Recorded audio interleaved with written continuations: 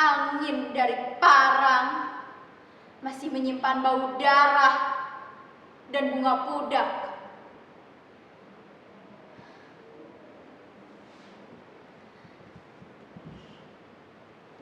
Aku adalah saksi sunyi dari runtuhnya Pamingkis, dari jatuhnya Pajajaran ke dalam gempuran Banten, Cirebon, dan Demak. Kala itu, Tatar Pagadungan adalah benteng terakhir kebanggaan Sunda. Tempat di mana Ki Ranggah Bitung gugur dengan kerisnya yang masih menancap di dada.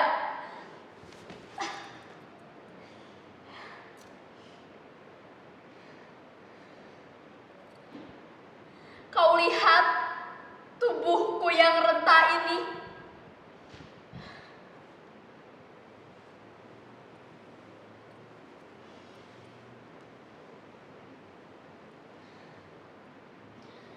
Aku adalah Pudak Arum. Atau mungkin kalian lebih kenal dengan Nyai Pudak Arum Saloyang. Ya, anak dari darah yang tumpah saat Pajajaran hancur. Ibuku, Nyai Puntang Mayang, pergi melarikan diri dari keraton yang terbakar. Mengandungku, bayi yang lahir dari reruntuhan kerajaan.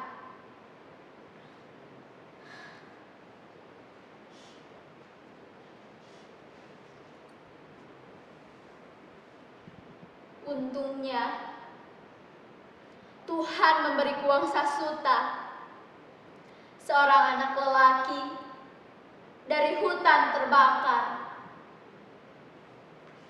Kau tahu, orang bilang ia keturunan jin karena wajahnya yang mirip kera. Tapi bagiku, ia adalah rumah. Kami tumbuh bersama seperti sepasang tunas dari batang yang berbeda, tapi akarnya saling berbelit dalam tanah leluhur.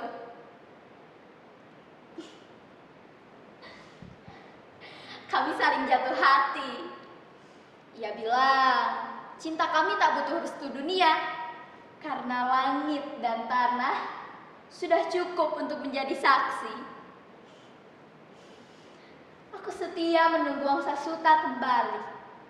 Kau tahu, aku terkenal begitu cantik. Kecantikanku yang menawan begitu ramai terdengar di berbagai pelosok daerah.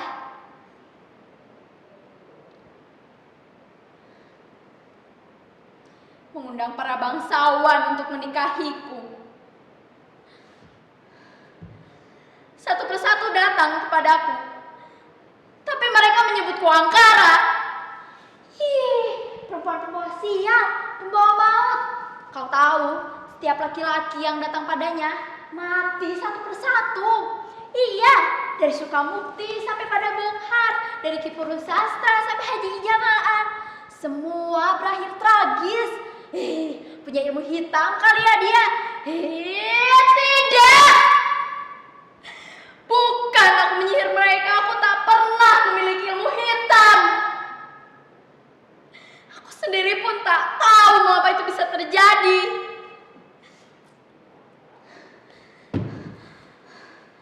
Mereka datang kepadaku dengan hukum tanpa nurani. Aku diseret, diikat, dituduh membunuh hati banyak lelaki.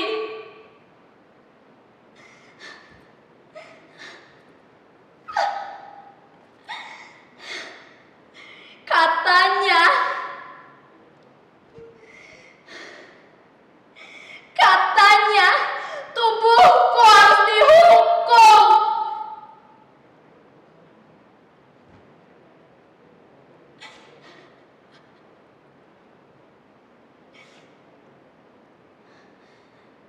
Saat hendak leherku dipenggal, kekasihku Wangsa Suta datang, bertempur melawan para algojo. Ia sempat berkata kepadaku, "Arum, Arum, budak Arum, apa kau tak apa? Maaf aku terlambat. Tenang saja, aku akan menyingkirkan manusia-manusia tak punya hati ini. Pergilah dan tunggu aku di bawah pohon paku jajar."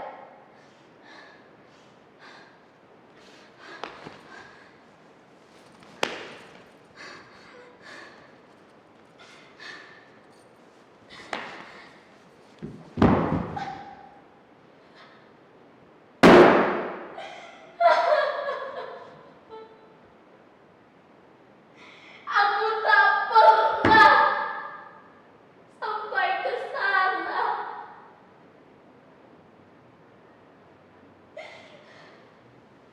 Hari demi hari, bulan demi bulan, tahun demi tahun, aku tunggu dia. Aku menua. Gunung Parang telah berubah Tegal Kualai jadi kota, bahkan pohon kiara tumbang. Tapi paku jajar, pohon kecil bercabang 5, tempat janji kami tertambat, masih berdiri.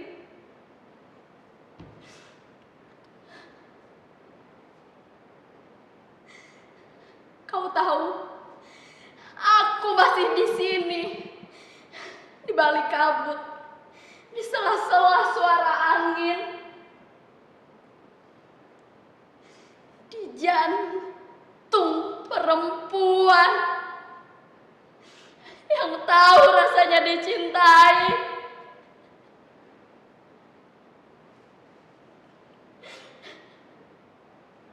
lalu dibuang. Dan kekasihku Suta yang mencariku. Budak Arum, Sarwaya! Ia berteriak mencariku tapi tak kunjung menemuiku. Ia pergi menemui Resi Saradaya. Gurunya berkata,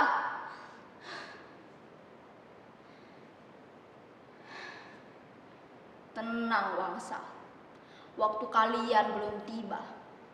Kelak, jika Gunung Parang penuh rumah, Tegal Kualai jadi kota, budak Arum akan kembali dalam wujud perempuan yang selalu membela yang tertindas, yang memeluk luka perempuan, dan menyuarakan suara yang terbungkam. Bersabarlah.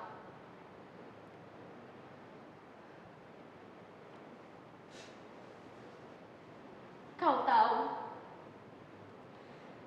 rasanya menjadi seorang perempuan yang menunggu sebuah kepastian sakit dan membingungkan, bukan? Ya, aku tahu walaupun entah ia di mana, tapi aku tahu ia masih mencari. Mungkin ia juga akan tahu bahwa cinta sejati tak akan musnah, hanya berubah wujud dan terus hidup di antara paku jajar di Gunung Parang.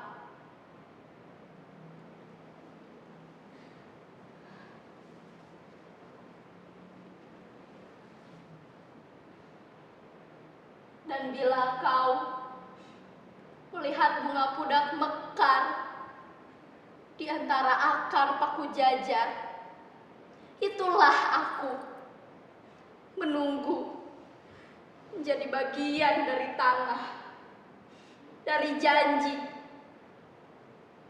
dari cinta yang tak mati.